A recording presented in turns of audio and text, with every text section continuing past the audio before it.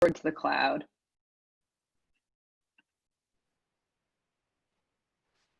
All right, you want to bring up the slides, Dave.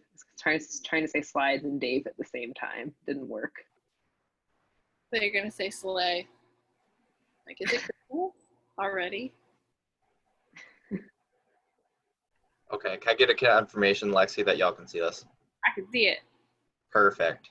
Thank you. All right, so today we're going to be talking about practicing professionalism. We're also going to have a workshop on wellness. Before we dive into that, Zoe's going to cover our announcements and some reminders. Jordan's up first, but I'll let her go. But oh yeah. Oh, okay, yes. So I can go first. So first I want to talk about stipend cards. So we've gotten emails from a few of you. First, I want to apologize for any confusion. To be honest, I was not totally clear on, I guess, like what the process for these was going to be. So I am working with a bunch of folks at Michigan Works to like get it all figured out and get you all your first $500 as soon as possible. So just a couple of notes on that. If you have gotten your card in the mail, again, like it comes in like a very plain looking envelope, almost like a greeting card. So it can very easily be mistaken for like trash or junk mail. So be careful when you're looking through it and don't throw it away. So that's what they'll come in. They come from Comerica Bank. To activate it, when you call, you might be asked for like an employee number. To activate it, you just need the last 4 digits of your social security number. So that's what that means. So once you activate it, if you go to check the balance, you will see that right now there's $0 on it. That's not a mistake. It's something I didn't know it was going to work out that way. I thought you would be sent the cards and have a $500 balance on them. That's not how it works. We wanted to make sure that you all got the cards, because imagine if we had sent you a $500 card in the mail and somebody else got it and activated it. That would be real bad. So there's a couple of steps like we'll need you all to do before we can load it for you. So please look out for an email from me. You're going to have to complete a tax form called a W-9. And so at some point we'll probably need you to come to the Michigan Works office in person to fill that out. And then once you do that and you can verify to us that you got your card and you activated it, we'll be able to load it for you pretty quickly. So I'm working on that, I promise. I'm sorry. Just keep checking your email for it. Okay, a little bit more of a serious note. I'm gonna level with y'all for just a second. I sent an email about this, but I was pretty disappointed to get quite a few emails from mentors saying that they had not heard back from their mentees at all. I understand, like, stuff happens, you know, you all are super busy. We're trying to balance a million things right now.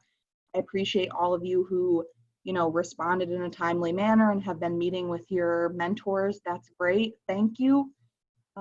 I just wanted to be open and like practice a little bit of vulnerability here and tell you about a time that I ghosted a mentor and burned a bridge. Somebody that I consider to be very wise and I'm now married to. That's like one of his favorite statements, never burn a bridge.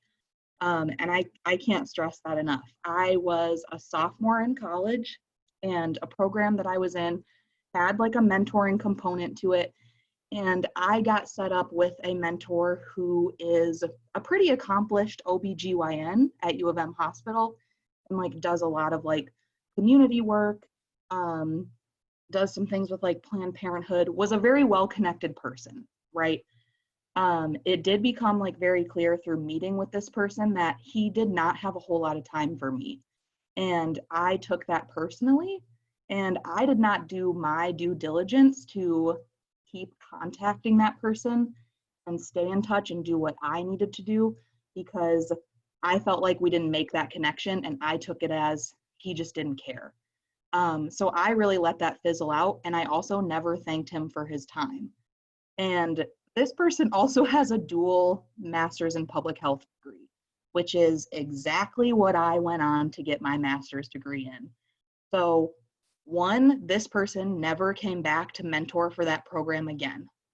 So not only did I burn a bridge for myself and lose out on potential networking, letters of recommendation when I applied to grad school, I ruined that opportunity for other people because he had such a bad experience and was so upset that I did not thank him. And he didn't feel like I appreciated his time. He wasn't willing to put it in for anyone else. So I really want you all to think about that, because this mentoring piece, I think it's really important. I want to include it in the program like for years to come. And we need people to want to come back, right? So you all are kind of the first group setting the stage for that. And so please, like, take it seriously, put effort in. It can be really hard and intimidating to start a relationship with a random stranger, especially over Zoom. But try your best, right? Reach out to us for support. It is unacceptable to ghost your mentors. It is unacceptable to have unexcused absences. Please show them that you appreciate their time, because it's really important and they're super invested. I can tell you that from our meetings with them. They're so excited to talk to all of you, and like they really care a lot about these relationships and just like helping you out in whatever way you want. So I'm going to leave it at that, but just please take it seriously and from someone who's messed up in the past. Thanks, Jordan, for sharing. So yeah, we don't want to bring the hammer down too hard, but just, you know, definitely think about what Jordan said. I know that it made a difference for me in thinking about the different ways that we can express gratitude and things like that. And that's a really important part of being a professional. So all right, let's talk a little bit about some of the fun stuff. So we know that the participation has tapered off a little bit in this group. So we just wanted to remind you about the new points-based participation system that our own Dave Coble designed. And we just wanted to remind you that there's some gift cards available, and that there may or may not be some $50 gift cards. So definitely represent yourself, represent your team. May the best team win. So you literally have nothing to lose by speaking up. This is a safe place to learn and grow. So also, please just help us staff members out. We want to hear your voices and your thoughts. So we learn just as much from you as you learn from us. So, okay, so go ahead, Lexi. Right now, Dallas's team is, oh no, Dave's team is in the lead. Dallas is a very close second. And then we got my team, and then we got Drew. Sorry, Drew. But so if you're on these teams, you gotta like either keep it going or pick it up a little if you want these gift cards, these incentives. Yeah, thanks, Lexi, for the update. So, like I said, may the best team win. So, but you know, you're all winners in my mind. So, all right. Let's keep going. So then don't forget about your About Me slideshows. So in reflection tomorrow, some of you might be called on to present them. So you don't want to be called on and not have anything. So if you need any help, please just ask your success coach or career advisor, and they're happy to help you. So, and then next, so exit ticket questions. So some of you all have put some great questions in your exit tickets, and we wanted to make sure that we share them with you all if they're relevant for everyone. And so one person asked, should your email signature only be for work-related emails? And so that's a great question. Specifically, if you have a work-specific email account, then yes, you should definitely include a work email signature, especially if you're instructed to. And the thing is, you can always set it to appear and then delete it if there's a non-work email that you're responding to or something like that. But I would recommend kind of keeping your different accounts sort of in the area that they're supposed to be in. So keep your work emails associated with your work email address and your personal email separate. So, but yeah, I don't think it can ever hurt to have your professional email signature on something. So, and then lastly, I just recommend setting up an email signature for your personal account. So just for example, my email signature on my personal account has my name, my pronouns, my email address, and my LinkedIn in case people want to look me up. So does anyone have any questions about that? All right, great. So then lastly, we are having a midsummer event this year. So we do it every year. This year it's going to be virtual just to maintain social distancing and all of that. But please mark your calendars for Wednesday, July 22nd at 6 p.m.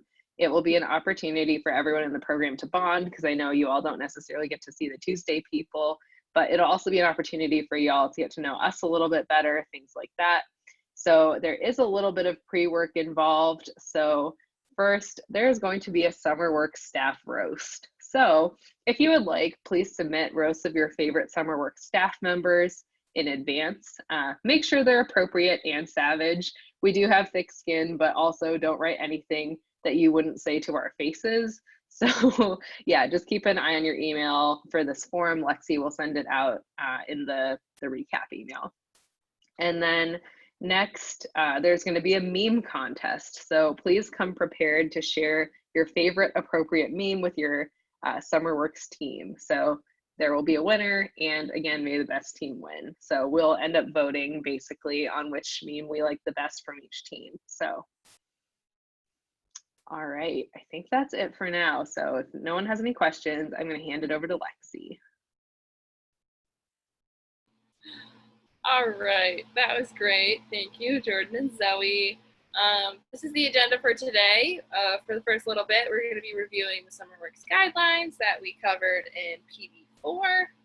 And then right after that, we're going to jump into the wellness workshop, where we're going to talk about like well-being and mental health and taking care of yourself. After that, we're going to go into our youth choice workshops. And, you know, those are going to be whatever you chose them to be last week. Or if you didn't choose, then we're going to randomly place you. But either way, you're going to learn a lot. And then right after that, we're going to cover our next deliverable, which is the Cooter Journey Assessment. And we'll cover what exactly that is and what you need to do to complete that deliverable. And yeah, we can move on.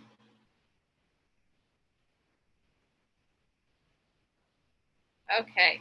So right here, just to like cover these like SummerWorks guidelines again, just because today we're going to be covering some sensitive and heavy topics, and we want everyone to be comfortable if they feel like sharing, if they feel like talking, and then like make sure that everybody's comfortable when they're listening too.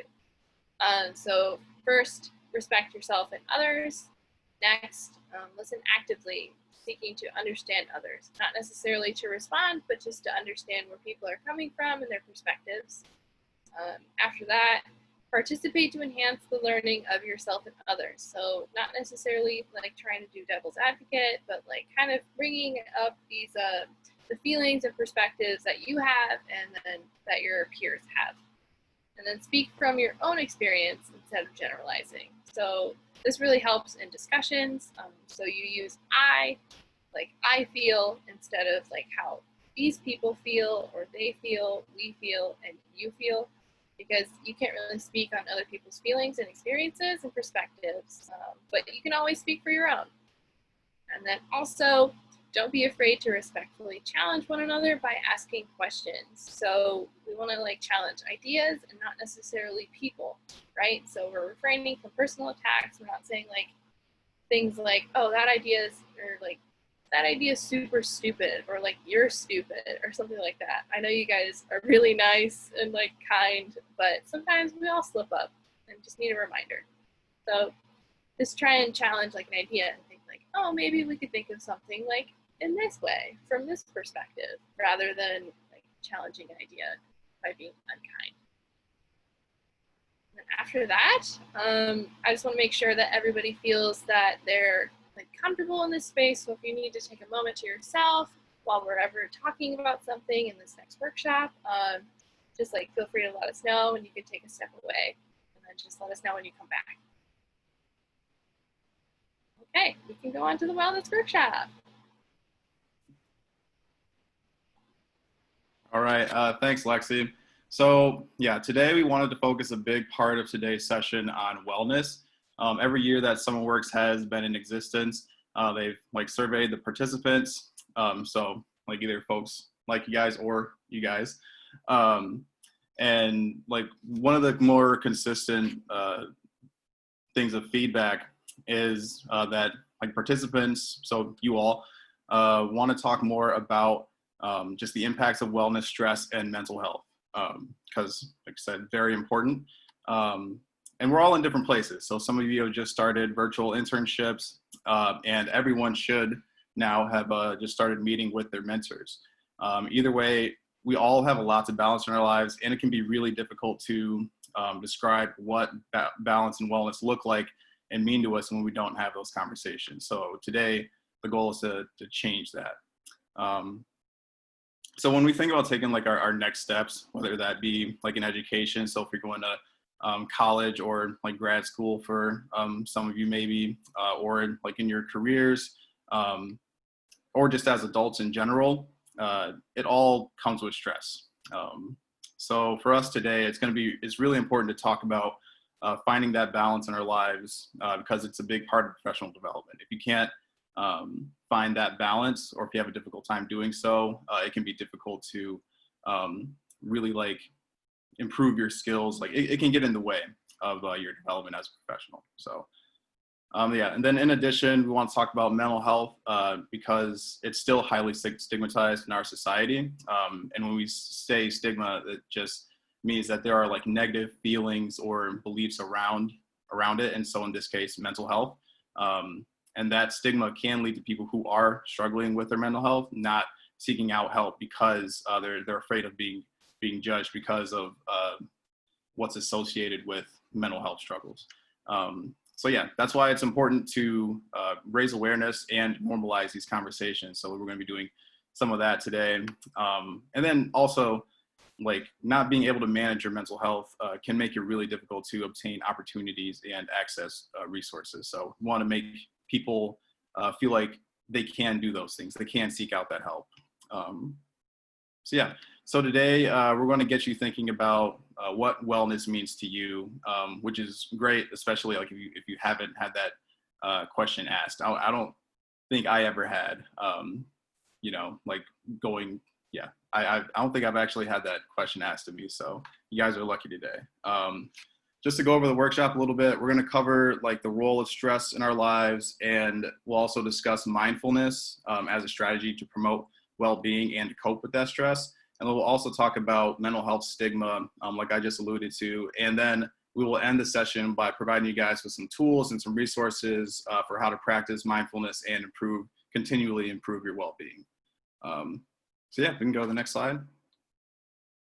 Thank you. So yeah, my first question for you guys before we jump into the rest of the workshop is what does well-being mean to you? So you can either come off mute or you can contribute to the chat. Yeah, think about that. What does well-being mean to you when you see that?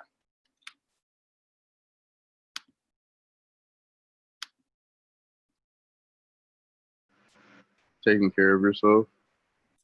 Yeah, thanks, Jordan. Taking care of yourself. Yep, that's a good one. We'll talk a lot about what that looks like.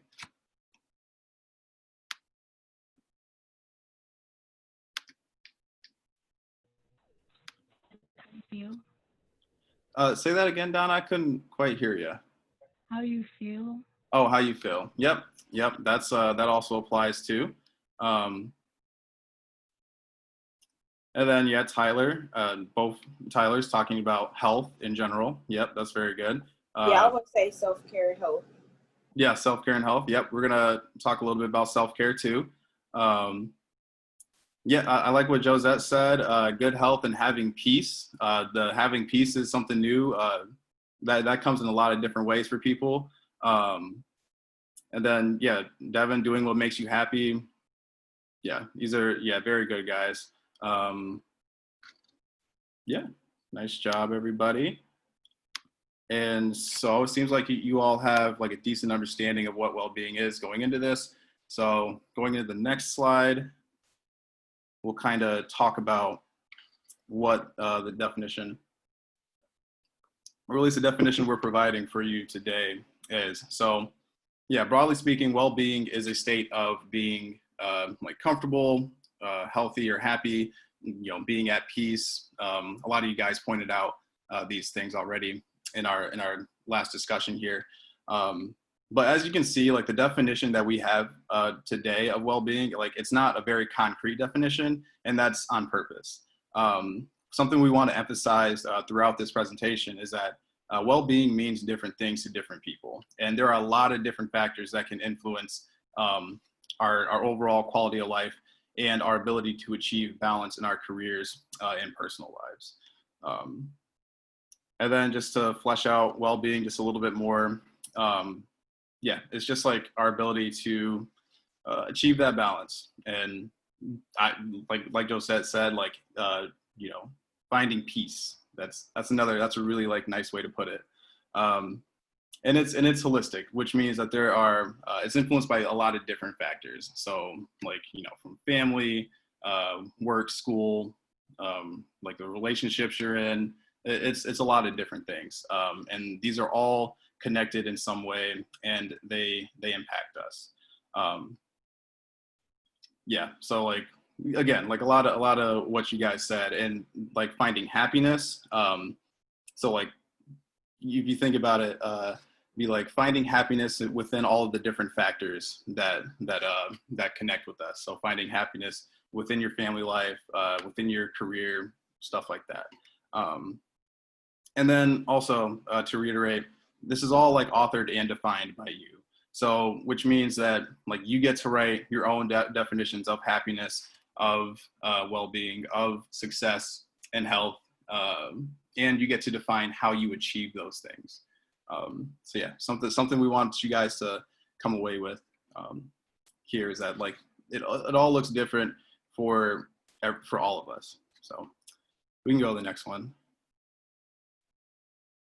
Okay. So yeah, holistic wellness is a really important component of being successful. So that means it's really important to consider all aspects of your well-being, like we just discussed. And yeah, maintaining your wellness is pretty dependent on like how you take care of yourself. And then like another point we want to emphasize, learning the best ways to maintain your wellness is a lifetime journey. It means that, and like Ariel, like you pointed out, your mentor had told you, he doesn't like he hasn't done like figuring out what he wants to do yet. You know, even as an older like adult, yeah, like we're all continually defining and redefining what like well-being means to us and the best ways to go about it. So yeah, we're all continually doing that, and we all encounter obstacles in the midst of doing that. But it's important to keep in mind that like when you're encountering these obstacles or just like having a bad day, it doesn't mean that you failed. Instead, it's just an opportunity to learn and then also practice like the strategies for coping with those obstacles that we're going to discuss today.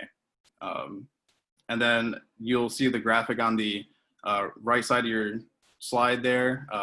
That is a like a little like tool that U of M developed, and it has 8 dimensions of that are really integral to achieving wellness.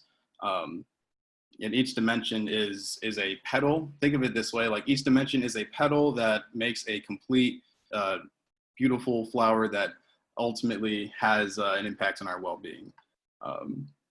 So I'm gonna be going through each of these dimensions in the next couple slides. Would anyone, could someone please read the dimensions here before we get into them?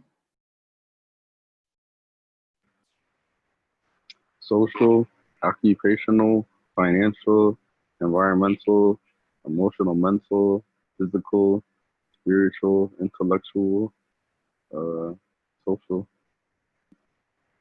Yeah, awesome. Thank you, Jordan. So yeah, we're going to talk about each one of those in the next couple slides here. Yes, we can get to it. Awesome, thank you. So for the first one, physical, this really just pertains to taking care of your body, whether, and that's like, you know, defined by you, whether that's through exercise, whether it's through like having a nutritious diet, sleeping on a regular schedule, you know, whatever that, however that applies to you. Then we have emotional, mental, just knowing and being comfortable with who you are, and then also being able to manage your feelings so you can handle conflict if it comes to you. This is kind of a callback to one of the youth choice workshops in our last PD session about like what self-awareness is. Being able to acknowledge your feelings and just know yourself in that way goes a long way towards being able to manage conflicts effectively. So that's really important. Environmental, this isn't necessarily like, the earth and nature, but I guess it can be if that's something that's like really important to you. But in this instance, it's considering the impact your immediate like setting. So your house, your neighborhood, your school, work, what those settings have on you, and then the impact that you have in those settings that you reside in. And then financial, just this relates to like your relationship with money, and then your ability to make good choices with that money. And that's really important. We'll probably talk more about financial stuff, financial planning in the next PD session. So you'll hear more on that. It's really valuable info. We can go to the next slide. Yeah, so occupational is just your feeling about the work you do, a little bit more specific than the environmental, because your work setting is like a part of the environments that you reside in, but like work is pretty important in our lives because it's something like we do a lot. So yeah, occupational is really your feeling about the work you do and how fulfilling it is for you. And that again is to emphasize that's different for everybody. I know for me, I really want to do work that involves helping people. If I'm not doing something like that, I can't really envision being happy with that. But for some folks, just like being able to make enough money to like take care of your family and provide a good life for them is what is fulfilling for them when it comes to the work that they do. So it's really, like I said, different for everyone, and yeah, whatever like you feel in there is a good way to go. And then for social, it's really just how you connect with friends and family and others in your social circle. So that's acquaintances, coworkers, anybody like who you come into contact with throughout your life. And then intellectual, it's like, how do you feed your mind? Excuse me. Well, what are you curious about in general, and what do you like learning about? And do you go about, trying to gain knowledge about the things that you're interested in? And then spiritual. So this pedal doesn't necessarily refer to religion, but like it really depends on your beliefs. It pertains to how you make sense of life in general. And for some folks that is through organized religion, and for some folks it isn't. And either way, like that's great. It's really whatever works for you. So yeah. Thank you, and we can go to the next slide. So yeah, the thing that I'll like leave you guys with is, it's important for us to stress that you guys know yourselves best. You know best how to apply the information that we're giving you to your daily life. We aren't here to provide like a generalized one-size-fits-all suggestion about well-being, because that's impossible, like we've pointed out multiple times here. It all depends on like you and how you feel about things. So this is really meant to be a starting point for you to think about your well-being and mindfulness, and how stress shows up in your own life and how you should deal with it. And like what might be good for you might not work well for others. That's the thing to keep in mind here. And now we have some questions that you guys can keep in mind throughout the rest of this workshop. Now, we don't like need you to share any of these out loud or like write them in the chat or anything. These are just things for you to personally reflect on throughout the rest of this workshop, and like, throughout the rest of your time, I guess, however you want to define that. So yeah, can I get somebody to read the questions to consider? How do you define well-being for yourself? What are some of the current challenges you're facing? What has felt like a failure lately? How do you typically respond to stress? Yeah, thanks, Brandon. And these are all just very Yeah, these are helpful things to reflect on, as you go on throughout this. So yeah, I think with that, we're going to go through the rest of the workshop, and I'm going to hand it off to Jordan. Yeah, thanks, Drew. So you already kind of touched on this, but I think it's especially important to talk about mindfulness and well-being and mental health as a part of our professional development, because sometimes the workplace can literally be one of our biggest stressors and like the most stressful aspect of our lives. We spend, we want to stress it, unintended. Thanks, Zoe. That is a dad joke if I've ever seen it. So yes, it's definitely one of our biggest stressors. So I've included like a little chart here to the right. So this is from a survey of adults in the US, and you'll notice as you're looking at it, right, most of those main stressors that people are reporting are all work related. We spend a lot of time there. It consumes 8 hours of my day, 5 days a week, right?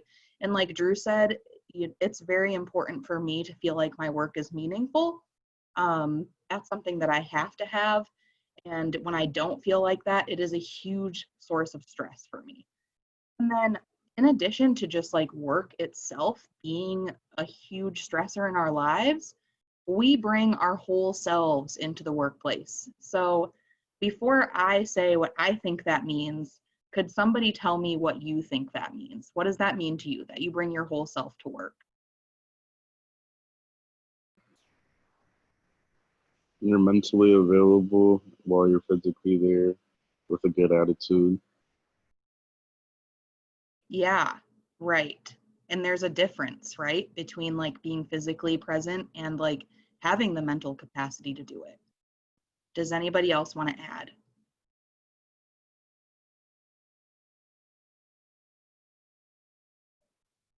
Jordan's getting all the points today. All right. So to me, it means that when we walk into work, the rest of our lives, our concerns, our worries, things that stress us out, they don't get left sitting at the door, right? Or in this case, like when I open my laptop in the morning and I'm like sitting in my kitchen. We bring all of that with us to work too. And so it adds to our stress and our mental capacity to do things and impacts how we show up at work, right? So it's important to understand this, like, and recognize that it's normal. We all are whole people with lots of experiences outside of the workplace that affect us. But it does, have implications for our productivity and like being honest about what we have the energy to do and not do. So it's just like something to be sort of mindful and aware of. We can go to the next slide.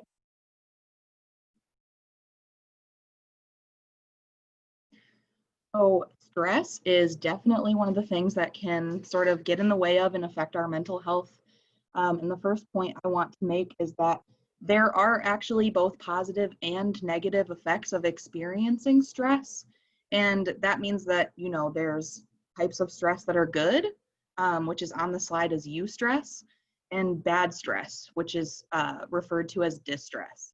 And it can also, the things that we're feeling and experiencing can be a combination of those two things. So I am going to like go through some effects and like examples of good stress and bad stress, and you all can like feel free to give a thumbs up or put in the chat if things like resonate with you.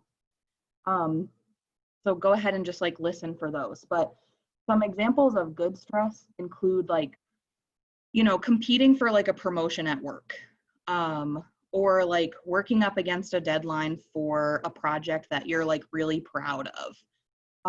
There's also like riding a roller coaster, right? So good stress can sort of boost your brain power. It makes it a little easier to focus and complete tasks.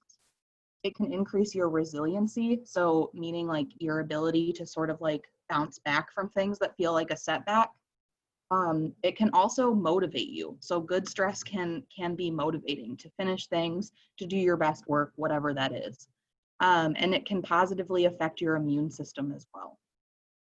And then some examples of like the bad stress or distress is like over the long term, it can, be the foundation for several very serious health conditions. So like as a public health person, we're talking about like heart disease and high blood pressure and things like that. Like they are so very connected, your mental and physical health and well-being. And chronic stress, right? So experiencing that over a long period of time and at consistently high levels can also weaken your immune system. And then, it can lead to things like symptoms of depression or feeling, anxious about things, difficulty sleeping, things like that. And so, like learning to kind of like manage and cope with distress is a thing that's pretty key to us. And so I have a note here. Sometimes stress is less about the actual event and more about how we perceive it and then respond to it. And when I say that, I do not mean in any way that events are not stressful. That's not what I'm trying to say at all. Things happen and sometimes they suck, and they can be very stressful. So I'm not saying events themselves are not. It's not 100% about the way we perceive it, but it is part of it. And so a good practice that's also part of mindfulness, which Zoe will talk about, is to kind of think about and tease out the good stress and bad stress in your life, and what you have control over, and what you should continue saying yes to and what you can leave out. All right, we can go to the next slide. Okay, who has heard the phrase hustle culture before? Or like busy culture, it's commonly called, or like the culture of busyness. Can somebody tell me what hustle culture is or what they think it means? I'd love for somebody other than the other Jordan to talk. I've never heard of it, but it sounds like it could lead to like overworking yourself and like basically compromising your health for money. Yes, so that is a huge part of it. Yes, go Addison. Brandon, you gave a thumbs up. Does that mean you have heard of it? And if so, like, can I call on you really quickly to share? Yeah, from what I understand, like I don't know who was talking, but like yeah, you're probably like overworking yourself or just like kind of like on the grind is also something I've heard. Like you're just like constantly doing something, like you have very maybe ambitious goals to like get something done. Yes, definitely. On the grind is another phrase for it, and another great way to describe it. So if we could click on the slide, I have a quote here that might resonate with you or make it a little more clear, like particularly for anybody who is a college student or like high school students too. It still applies. So yeah, this just says, as students, there's a pressure to overload on everything: classes, extracurricular activities, jobs, internships. Students sort of are forced and socialized to have this mentality that if you join 12 clubs, have 2 jobs, study abroad, and take a full course load, like that means you're going to be successful and you're on the right path to success, right? And we use the word culture, right? Don't forget about starting your own business and doing lots of volunteer work to add it to your resume. These are probably things that you've heard, like you see your peers doing, and it's not good for us. I always had consistently like 3 jobs throughout undergrad. And that was a mix of having to, literally for money, but also feeling like I had to in order to have more stuff on my resume and compete with people, particularly at like institutions like U of M.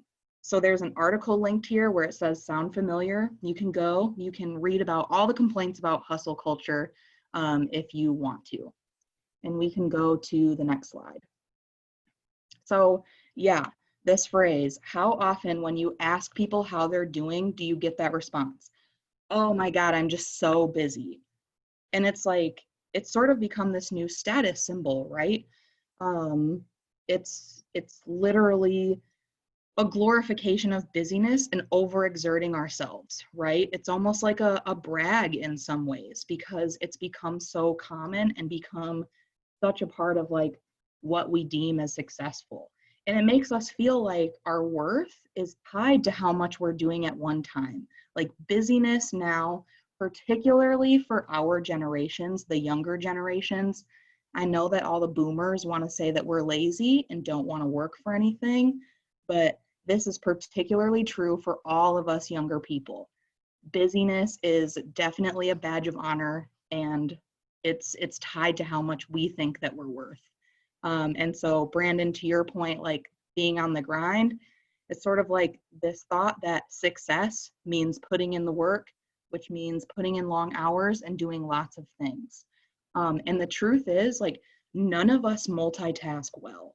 We just don't do 12 things at one time to the best of our ability. All right, so we can click.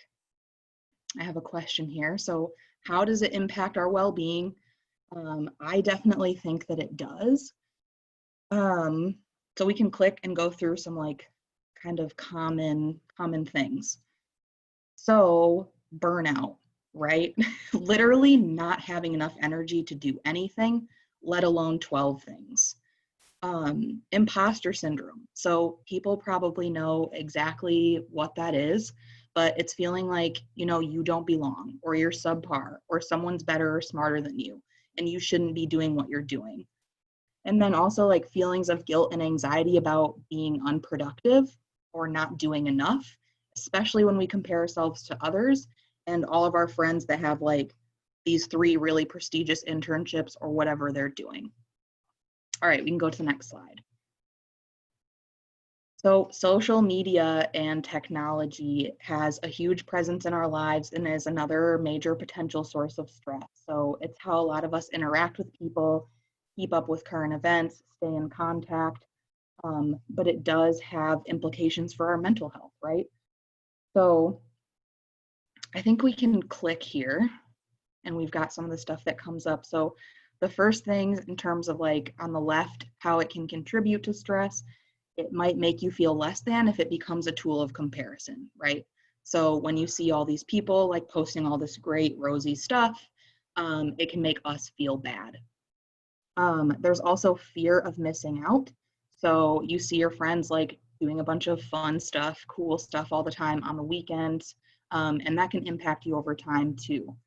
And then in a world where we're so connected digitally, there's this weird feeling of like, it can also contribute to isolation, because for me personally, it causes me to like not reach out to people as much because I have this false sense of connection to everyone through social media. So you can actually like start to feel pretty alone because of it. And then the flip side of that, like especially in current times, is like we are connected to a device all day. We're working virtually, we're talking to people virtually, and it's very, very draining. I know like at the end of the day, I feel super fatigued because of it. It's not all bad though, right? So you can communicate with your loved ones from a distance, especially important now when it might not be safe to visit them. You can connect with new people and find communities, right? Regardless of geographic distance, you can find a community over things you have in common or enjoy. And then it also like provides you with some opportunities to like easily stay up to date and learn new things. All right, we can go to the next slide. So this is the last thing I have about stress, but it's kind of like a visual for those who appreciate that of what I was talking about before with good stress and bad stress. So it's important to understand like how these levels and types of stress affect us, right? So some is good, some is bad. And when you look at the curve, like you can see that optimal level of stress in the peak there, the eustress, helps us feel productive, motivated, it's stimulating, and you can see like performance there on the y-axis. So when you have that good optimal amount of stress, it helps you perform better and feel motivated and do your best work. We also have that phase before it, the calm phase, right? So good stress can be motivating. If we're not, we can feel bored and just like, yeah, not motivated to do our best work. And then there's also that kind of progression to the right of the peak. So that point where you hit too much and now you're in distress. So that can cause like fatigue, exhaustion, and potentially like a total breakdown in productivity at all. So practicing mindfulness, which I'm about to pass it off to Zoe to talk about, is a tool that can really help us like get in touch with and identify these points along the curve where good stress transition to being too much for us. So I'm gonna let Zoe take it over now.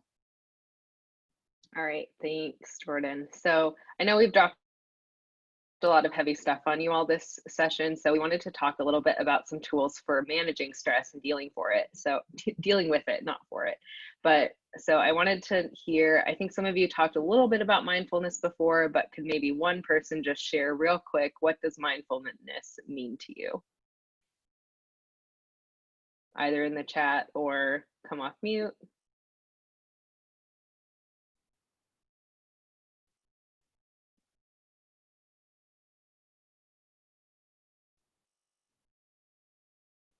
Come on, y'all, just one of you. Am I allowed to share? I guess so, Jordan. Guess Jordan's just getting all the points. Go for it. Mindfulness means to me of keeping a balance of everything in your wellness. So just being mindful of that and being mindful of your surroundings of how that affects other people. Yeah, that's perfect, Jordan. And then Tyler also saying being aware of those around you, because yeah, literally, go ahead to the next slide, Dave. Yeah, literally mindfulness is being conscious or aware of something. And it's just an important practice and component of our mental health because it helps us cope with stress and just being more present. So there's a quote here: mindfulness is a radical practice where instead of turning away, we actually turn towards our difficult emotions and hold them with compassion. So we thought this was a great quote to kind of illustrate why mindfulness is so important. So the things to keep in mind about mindfulness are that it's a skill that we develop over time by determining what works best for ourselves. So for example, you know, I really like to exercise to keep myself kind of grounded, but that's not for everybody. So just making sure that you're figuring out the best way to keep yourself grounded. And then mindfulness is also a time to pause and take a breath against the busyness culture that we talked about and just kind of pushing back against it. Mindfulness is also a non-judgmental awareness and reflection of our feelings. So just meaning that we allow ourselves to kind of be honest with how we feel and then not passing judgment about our feelings. So for example, not feeling bad or guilty about being tired or burnt out, you know, instead of saying, oh, I should not be tired or something like that, just saying, oh, you know, I'm tired, I need to rest. So what else comes to mind when you all hear the word mindful? Is there anything else that you all want to add that we haven't said?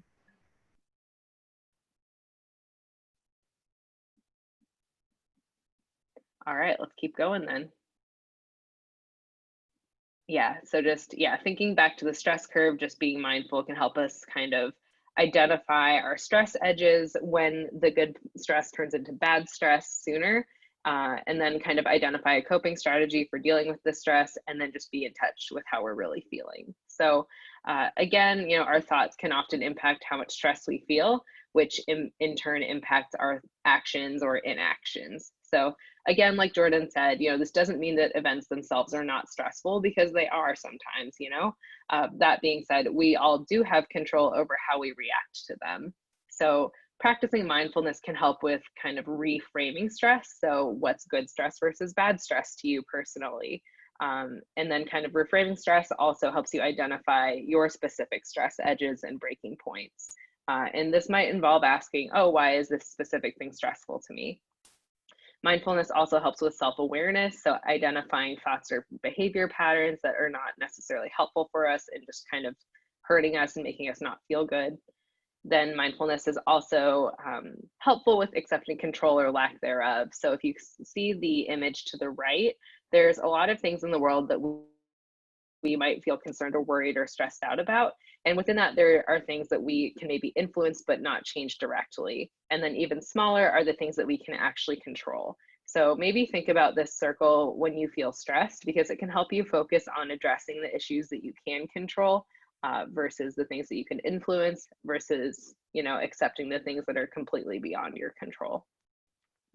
lastly, mindfulness is helpful with gaining perspective. So has anyone heard of the glass balls analogy? I hadn't heard it until Jordan shared it with me, but basically sometimes with stress and mental health, it feels like we're juggling a lot of different glass balls. And that means that we worry about dropping them because we worry that the consequences are so severe that we'll drop the glass balls and they'll shatter. But that's the thing, is that a lot of the balls that we're juggling are actually probably rubber. So if you drop one or even a few, they won't shatter. In fact, like they'll even bounce back or be fine and just keep bouncing without you juggling them. So again, thinking about it in this way will kind of help us ease the pressure on ourselves to balance everything all the time. So go ahead, Dave. So let's talk real quick about self-care. So basically our tendencies or coping mechanisms when dealing with stressors are actually opportunities and signals for us to kind of engage in mindful practices. So when you feel yourself getting stressed out, that's the time to say, hey, let's check in with myself, let's be mindful. So let's mention a few basic strategies for practicing mindfulness. So first, self-care is a necessity. It's not always pretty either. Like there's lots of images in pop culture and media of, oh, you know, luxurious bubble baths or eating chocolate, things like that. But, you know, it's really about just recognizing that not everything that makes us feel good is actually good for us. And it's about doing what's best for us, even when we don't feel like it. So, you know, it's getting enough sleep when we want to stay up all night, or just even letting ourselves cry if we feel sad and need that emotional release. And self-care is just the essence of doing what you need to do in order to thrive. And again, it looks different for all of us. So, and then the next thing is just be aware of burnout and listen to yourself and your body. If things start to feel like too much, just acknowledge your feelings and give yourself permission to do something fun or nothing at all. You know, really whatever you need, because you'll thrive based on different things. And then also just set boundaries and practice saying no. It's really okay to say no. Even though we're socialized to say yes all the time. So then define what balance looks like for yourself and set your own goals for achieving balance. Trust yourself and your energy. This goes back to the hustle culture.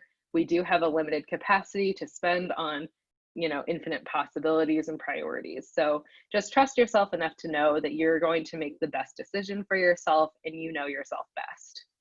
Then lastly, just do a body scan of your schedule. Think critically about everything on your plate and how does it make you feel both mentally and physically, and then make a plan for prioritizing what you actually need to get done. Next slide, Dave. So we're going to do a quick mindfulness exercise. Let's just take about 30 seconds to follow the image here, just breathing in and out. You're more than welcome to close your eyes if you want. So just breathe deeply here.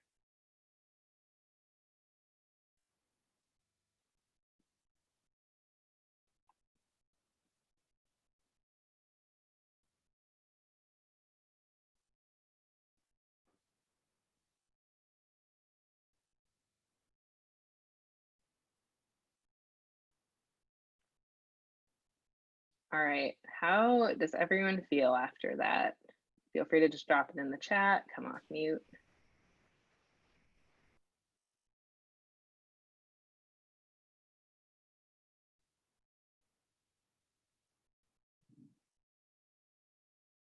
Okay, no one feels anything. I feel a little more relaxed, but basically just thank you, Hunter and Christabel. There we go, calm and relaxed. Just make sure that you're adding deep breathing into a part of your day. You know, it literally, we all have to breathe all the time, but it's a great way to just kind of ground yourself and be present. So definitely recommend just setting just even 30 seconds aside to do that every day. Go ahead, Dave, to the next one. All right, so let's talk real briefly about the pandemic and mental health. So COVID-19 has been really tough for all of us, and there's been a lot of challenges that have come from it, and just not just the impact that it's had on a personal level, but also our families and communities. So we just wanted to give you all some tips as we, you know, keep trucking through. So just remember, your feelings are valid, and in our group here, there's likely a lot of different feelings, but whatever you're feeling as the results of quarantine and the pandemic they're real. And we are here with you. We see you. So try to set aside some time for yourself each day. You can spend this time reflecting, meditating, writing, exercising, and doing whatever helps you feel calm. And then just maybe we suggest try spending your time helping others in some way. It could be fulfilling and give you something else to focus on. So give it a shot. And then if you're on social media, try to not spend too much time passively scrolling, because having a purpose when you're using social media will enhance the benefits of it. And then lastly, just teach your grandparents and other relatives how to use video conferencing so you can see them. Staying connected to family and friends is really important during these times. So those are our quick tips. Go ahead to the next one, Dave. Okay, so then I just wanted to talk real quick about stress management and work from home. So basically something that we've all had to do, and I know some of you who are working have had to do. It's been helpful to kind of separate our workspace from our home space. So if you can, claim a space that is solely for work, because it helps setting a routine for your body and mind, and just kind of keeping that physical and mental separation between work and home. So then staying organized, this goes for tasks and documents that you need, just making sure that you're showing up to meetings prepared and things like that, and you have everything in front of you. So I recommend creating some sort of system, whether it's taking notes for yourself, creating folders, or whatever works for you. And then lastly, just make sure that you're taking breaks to stand up and stretch. You can even do a quick house task like, emptying the dishwasher if that helps your brain rest. Just part of maintaining good mental health is being comfortable in your own space. So if you can take a little break to kind of straighten something up, it likely will be helpful for your well-being. So, all right, let's go to the next one. Okay, so basically we compiled a bunch of different resources for you all, and we hope that they'll be helpful for you. Lexi will send them all out. So just feel free to click around and familiarize yourself with these. And one resource that we did not link on this slide was actually summer work staff. So we're here to help you, and we can help you find additional resources that will work for you and your lifestyle, and just kind of help your mental health overall. So does anyone have any questions before we move on, or anything you'd like to discuss further?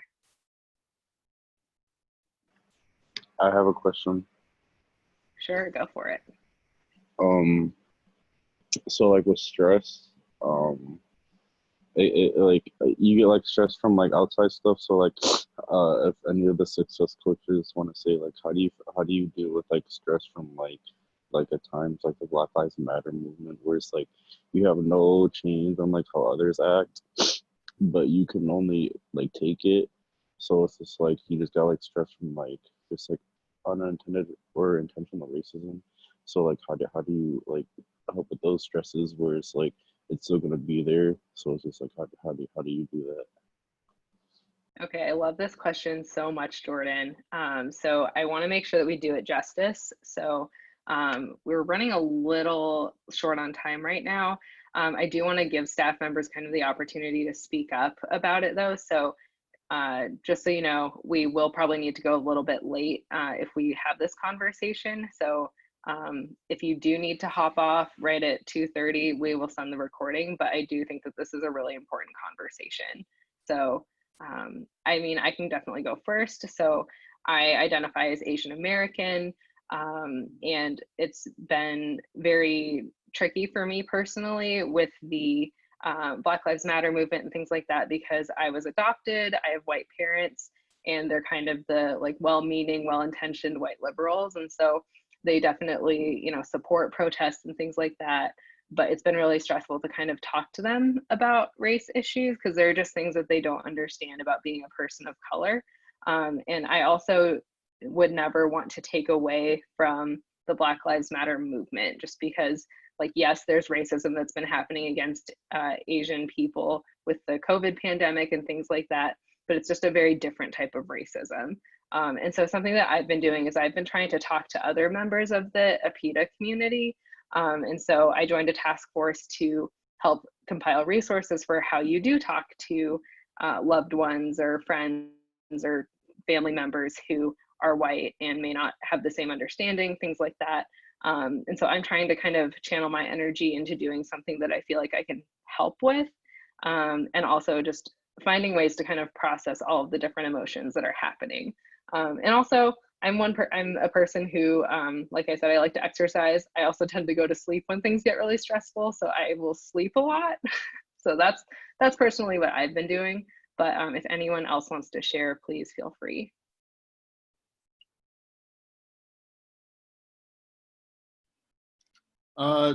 Yeah, all of this has been really like, I don't know, there's something awful going on every day. So yeah, I guess the way that I've dealt with that is, I guess, being able to talk to my friends. That's, confiding in my friends. That's one thing that I tend to do. And then also, exercising. I've taken up that much more often. It helps. It definitely helps for me. And then I've started trying to meditate every day. I find that that's been like really helpful. We've talked a lot about mindfulness in this session to this point, and I think that's something that's like started to help me. Like when I start to feel anxious because of everything that's going on, if I take like 10 minutes to just like sit and breathe and try not to think of anything, that really helps. Yeah, yeah. I'll let someone else go.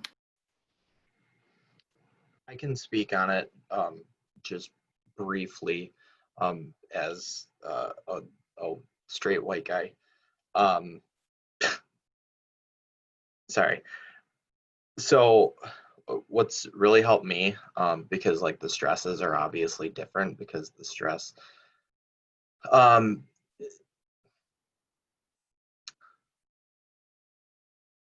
need to collect my thoughts a little bit better if anybody else wants to go, actually. I have a quick thing to add. I don't want to take up too much time, but I do think that this is something that like my husband actually shared with me that I think a lot about. Again, like he's a pretty wise person, I think.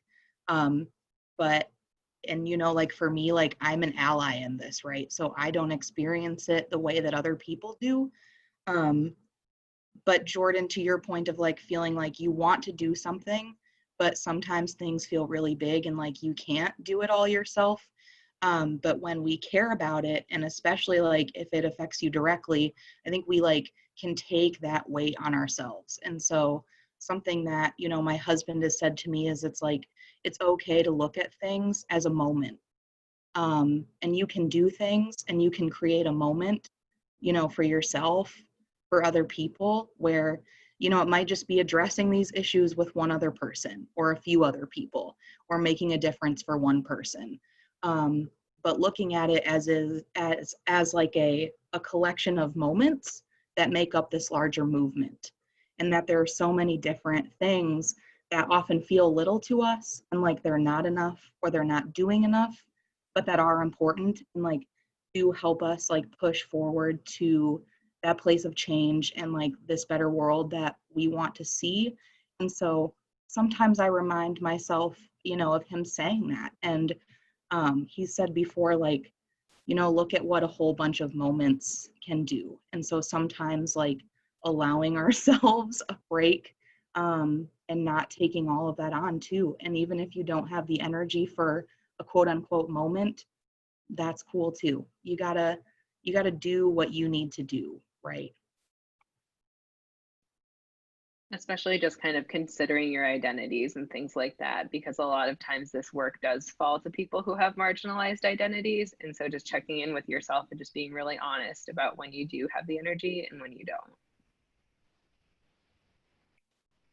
Yeah, I would also like to not take up too much time, but I think a huge part of it is how we curate our social media and how we use our technology. Especially if like there's not a lot to do a lot if you aren't working like full time during the pandemic. You're at home, you're hanging out, so yeah, you scroll on social media for maybe like hours at a time.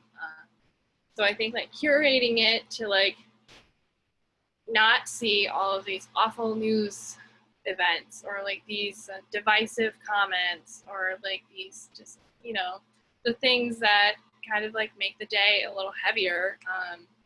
but then also like having a way to like reach out to people and like discuss these things when you are ready. So like when I can go on my Facebook and see these news things and discuss these with other people who more than likely, I come from like a really small, conservative, predominantly white town in the middle of Michigan. So there's a lot of people who, like having these things and these ideas that I don't agree with a lot of the times. But like being able to have like these dialogues with them and not engage in like angry ways, even though, like that's really hard to do a lot of times. But I feel like that's my responsibility as an ally because I'm not Black and I do not face these different challenges and like hardships like every day. But being like a Native American Latina and like also white, and I also like very much look white, I do carry these responsibilities with me to be an ally, and I do share in like some of these marginalizations and some of these experiences. Not all of them for sure, but that's also like my responsibility to like cover these bases with these people who have these kind of, oftentimes like hurtful ideas and opinions. And that's not always on the people who are marginalized, and like are left with these responsibilities. But I think making sure that you have like a space where like it might be like free of these things that bring us down. So like I have a Reddit account and I just kind of like put like funny things on there, right? I don't put things that, that I'm passionate about, like, race and ethnicity and, like socioeconomic status and like things that might be divisive in certain spaces. And I leave that to like my social media. But like Reddit, it's kind of fun. So it's like, might be like taking a step back from social media, maybe creating special accounts for just like funny memes, something like that. Internet use. It's really hard, but I think that might help. I appreciate it. I love you guys. These are insights. I think I'll take that into account. We're also happy. I don't know if Dave and Dallas had anything else they wanted to add, but we're also happy to continue this conversation. So.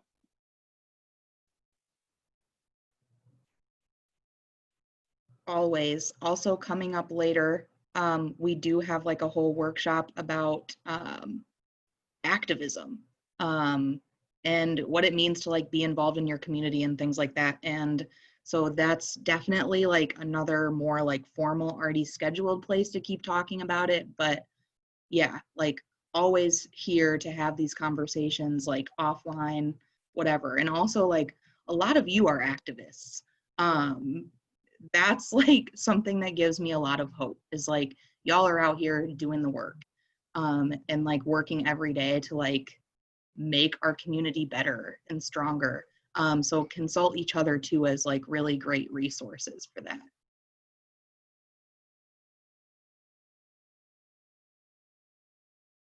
Definitely. Okay, so let's transition to our youth choice workshops for now. So just as a reminder, one of them will cover work ethic and taking initiative, and then the other is self-presentation. So if you did not RSVP for either workshop, we'll have to place you randomly. But do make sure that you come back to the main room after your workshop, because we will discuss the Cooter assessment requirements. So youth choice workshops are about 30 minutes. So I'll try to bring everyone back here at about 2:45. Again, if you do have to hop off, just make sure that you put in the chat for whichever breakout room you're in so that the facilitators know, and we'll get you the recording. But yeah, we will be going over the requirements for the Cooter assessment deliverable. So if you can hang out, we would really appreciate it. So, and then it looks like Dave just put in the chat that you gave up social media. Yeah. So just to reiterate, just figure out what works for you all, and we're here if you all need anything. So I'm gonna go ahead and open up the breakout rooms.